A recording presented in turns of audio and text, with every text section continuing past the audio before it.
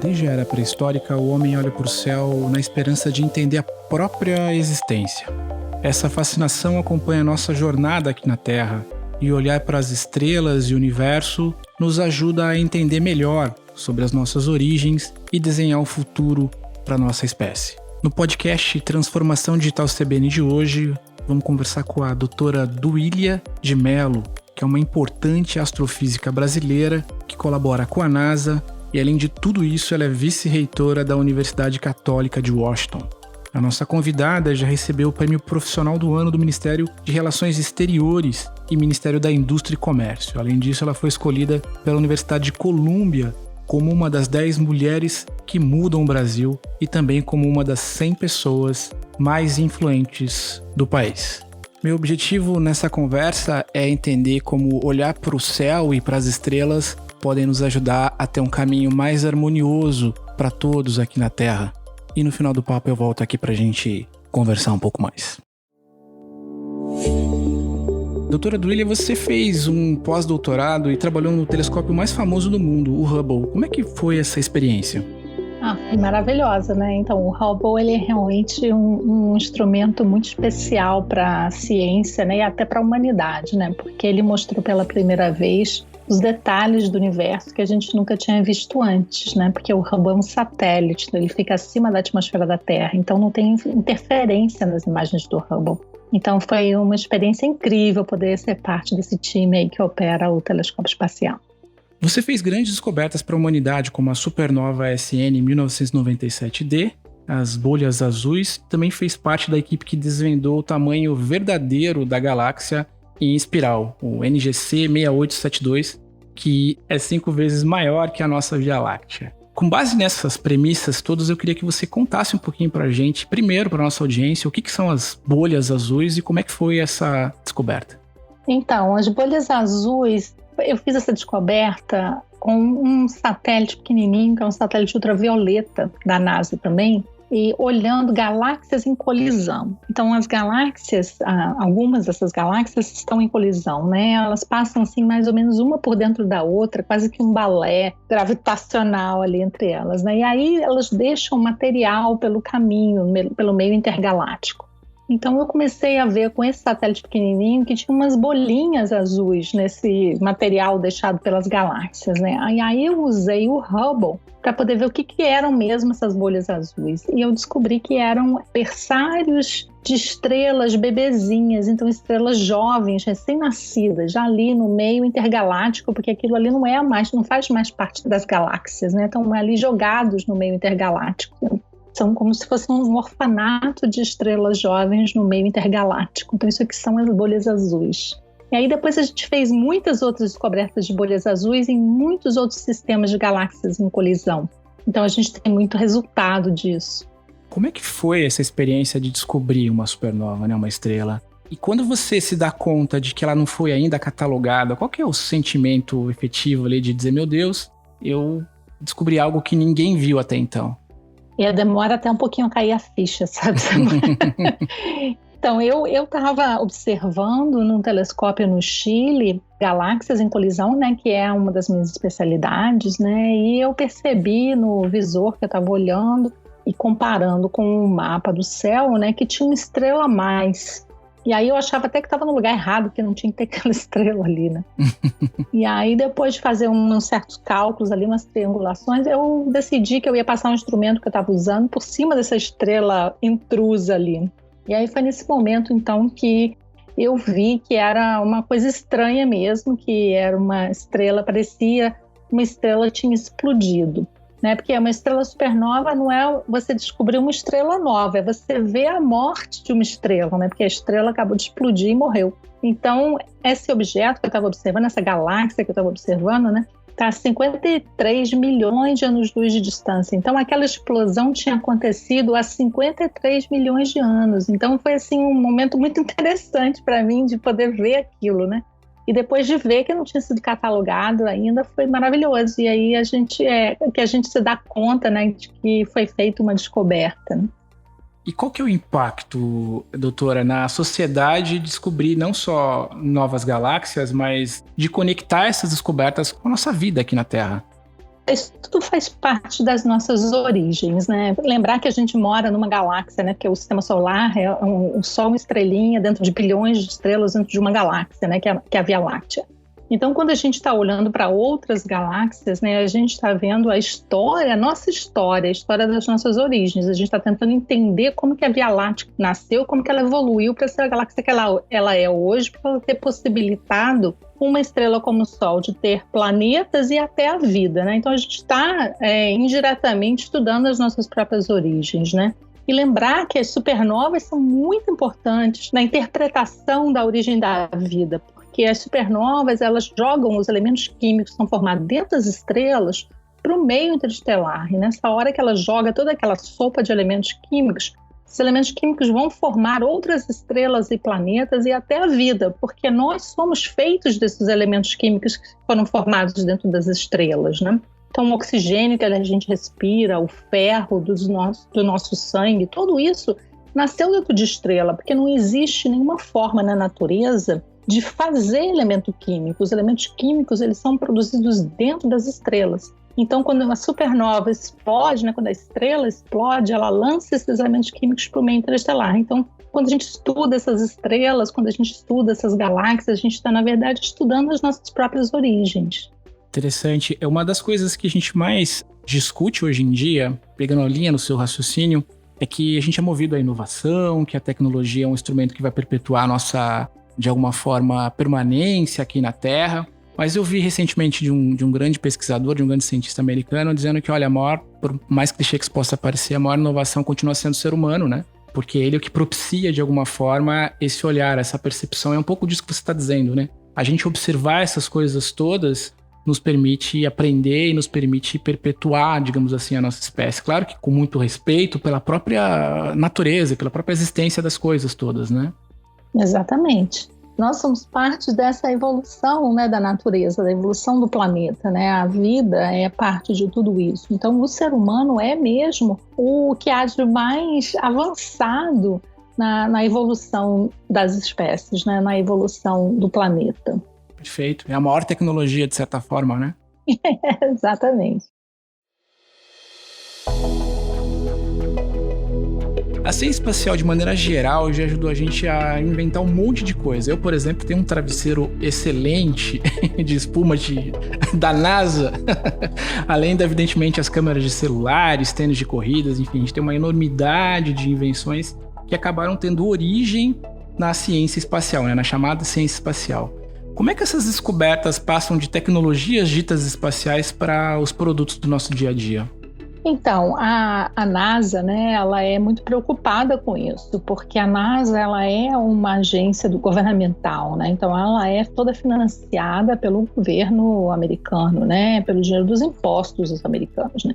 Então tem sempre aquela necessidade de dar de volta para a sociedade, né? Então a NASA tem uma forma, por exemplo, de fazer patentes, mas ela não é nem muito interessada em manter as patentes com ela, né? Ela quer distribuir esse conhecimento, essa tecnologia para os parques tecnológicos que a NASA trabalha com eles, né? Por exemplo, muita gente acha que é só agora que a NASA está trabalhando com SpaceX, por exemplo, que foi até a Estação Espacial Internacional. A NASA já faz isso há 50 anos. Então, a NASA sempre fez todo um trabalho com os parques tecnológicos dos Estados Unidos para poder passar todo esse conhecimento tecnológico e virar mesmo os produtos do nosso dia a dia, né? Então você mesmo citou aí, tem vários outros, né? Muitas invenções foram feitas a partir das missões espaciais, né? Porque é tudo inventado na hora, né? Quando a gente mandou o homem à Lua, né? Foi inventado tudo aquilo, toda aquela tecnologia para chegar na Lua. Deu, assim, acesso a Depois virou corriqueiro, né? A gente até esquece que isso é produto daí da Lua.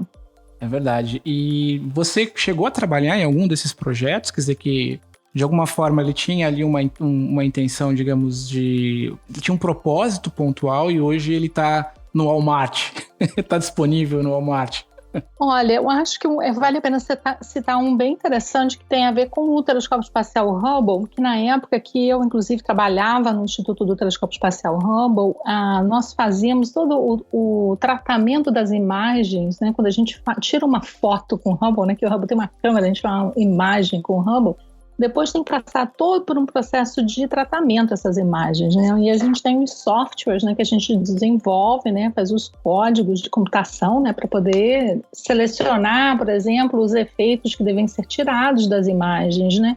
Que às vezes acontece alguma coisa que é uma coisa técnica, é uma coisa do detetor que precisa ser tirado. Então tem todo um tratamento da imagem. Bom, aí nós fizemos então esse software que depois foi utilizado pelos hospitais para tratar as imagens de mamografia, para poder ver o câncer de mama. É a mesma tecnologia que a gente usou inicial para verificar as imagens do Hubble. Então, aí a gente começou a colaborar com os hospitais da região aqui de Baltimore. Baltimore tem muito acesso à parte de hospitais por causa da Universidade de Johns Hopkins, que tem um grande hospital. E o Hubble, inclusive, o Instituto do Hubble fica dentro da Universidade de Johns Hopkins. Então, teve muita colaboração entre o Instituto do Hubble e os médicos, né, que estavam vendo as imagens tiradas com os mamogramas, né? Bom, até entrando dentro dessa questão de como uma tecnologia acaba conectando com outra, e nesse teu caso, nesse teu exemplo especificamente aqui, a gente está falando que essa descoberta acabou tendo um olhar ali de transformação de realidade, mas focado na identificação do câncer e tudo mais, e que isso possa dar esperança para mulheres. Eu queria entrar num tópico que eu acho que é bastante importante dentro da tua trajetória. Além de todas as coisas que você faz, você conseguiu tempo ainda para trabalhar na Mulheres das Estrelas, dedicar um tempo para incentivar outras pessoas. Eu queria que você falasse um pouquinho mais sobre a ONG, como é que ela surgiu, explicar para a nossa audiência um pouco do teu trabalho e um pouco do que é a ONG Mulher das Estrelas. Então, é uma associação informal, ela nunca formalizei em ONG, a AME, que a gente chama, Associação Mulher das Estrelas, que é para motivar a menina, principalmente as mulheres, a seguirem carreiras científicas e mostrar para elas que sim, é possível fazer ciência e tecnologia sendo mulher, né?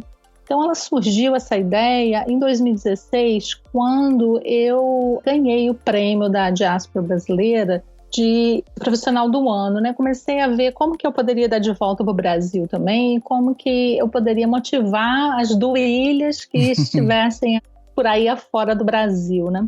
E então eu juntei um grupo de pessoas, um grupo de mulheres interessadas, e a gente ainda faz muito isso. Eu vou às escolas no Brasil, dou muitas palestras no Brasil, principalmente tentando dar uma mentoria para as crianças, né? Se as meninas quiserem estudar a ciência, mostrar para elas que sim, é possível, né? Se isso for o que elas querem fazer, né? E mostrar também para os meninos que as meninas podem fazer, né? Então, isso é muito importante também, que a gente não pode fazer tudo sozinho, não, tem que ser os meninos e as meninas também, mas tentando mexer com a menina, deixar ela motivada a seguir carreiras científicas. E como é que as meninas que estão nos ouvindo, enfim, os pais, enfim, e as mães também que gostariam de indicar um pouquinho mais do trabalho, como é que a gente conhece, como é que a gente tem acesso à associação, a AME? Então, a AME tem mulherdasestrelas.com, né, e tem eu prefiro até que me contate via Facebook, no Facebook da Mulher das Estrelas. Eu tenho também um Twitter, no Twitter é do de Mello e no Instagram é do Ilha de Mello. Então, a minha assessoria é feita pela Vesper, então é a Vesper Assessoria, a minha assessora é a Juliana, e quem quiser entrar em contato comigo é só falar conosco, é fácil de achar no Google, e não tem muita do Ilha de Mello. Astrofísica eu suspeito que não também. Diminui ainda mais, acho que é mais fácil achar uma supernova, doutora, do que achar uma do Ilha de Mello. Deixa eu te fazer uma última pergunta, na verdade, a gente está vivendo um momento, sobretudo pelo momento que a gente está vivendo hoje da pandemia, onde a gente está tendo um embate entre ciência e tudo mais. E em alguns momentos a ciência vem sendo descreditada. E eu acho importante ouvir você, sobretudo pela tua posição e sobretudo pelo momento e pela posição de destaque que você tem, para entender a tua percepção de como a ciência pode ser um instrumento realmente de entendimento do mundo que a gente vive e como ela pode ser um instrumento também de nos apontar caminhos, né? Caminhos seguros para poder buscar. Evidentemente que nesse caso eu sei que na tua área especificamente, mas não só um medicamento, mas que a gente possa ter uma mensagem aí de qual é a importância da ciência na nossa vida. Pois é, muito, muito importante a gente conversar sobre isso agora, né? Porque um momento de pandemia aí é grave, né? Eu sempre falo isso, a ciência vai nos salvar e a ciência vai nos salvar, né? E eu fico muito triste, às vezes, de ver, né, que as pessoas viram as costas para a ciência e desacreditam da ciência. Eu falo muito também que não é para acreditar ou desacreditar na ciência, porque a ciência não é uma religião, né? A ciência é baseada em fatos, né?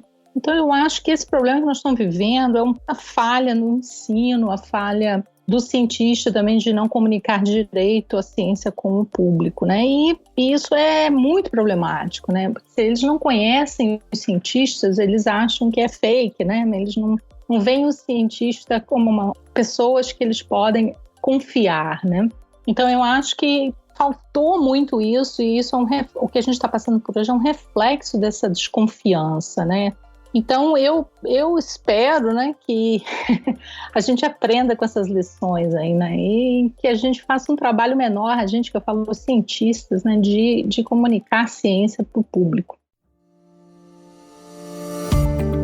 Bom, pessoal, espero que vocês tenham gostado do papo com a doutora Duília. Foi realmente uma honra e eu queria ressaltar aqui o quão importante é a gente valorizar o trabalho dos nossos cientistas, sobretudo nesse momento, né, de questionamento, digamos assim, de quase caça às bruxas, e um trabalho de uma profissional que representa o nosso país e que tem um trabalho tão sério e tão elogioso em todo o mundo.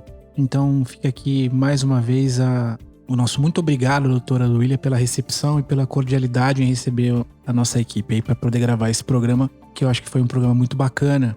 Então fica o nosso convite para você, para continuar seguindo o Transformação Digital CBN, para dividir essa mensagem com outras pessoas. Então, se você tem um amigo, enfim, uma amiga que gosta de olhar a tecnologia de uma forma diferente, olhar a tecnologia de uma forma que ela é um instrumento de transformação de realidade e não um elemento pirotécnico, esse é o objetivo principal do nosso podcast, o objetivo principal do nosso programa na rádio, que é colocar instrumentos de transformação de realidade por meio da tecnologia. Então a transformação digital é um instrumento realmente de levar essa mensagem, né? O podcast, nos nossos conteúdos, é um pouco essa nossa expectativa de levar e exponenciar essa mensagem ao maior número possível de pessoas. Então fica aqui o meu convite para você dividir com as pessoas que você gosta, que você acha que tem a mesma sintonia, que dividem interesse por esse tema, para também acompanharem o nosso podcast. E para isso é muito fácil. Basta você nos procurar em todas as plataformas digitais de distribuição de conteúdo em podcast,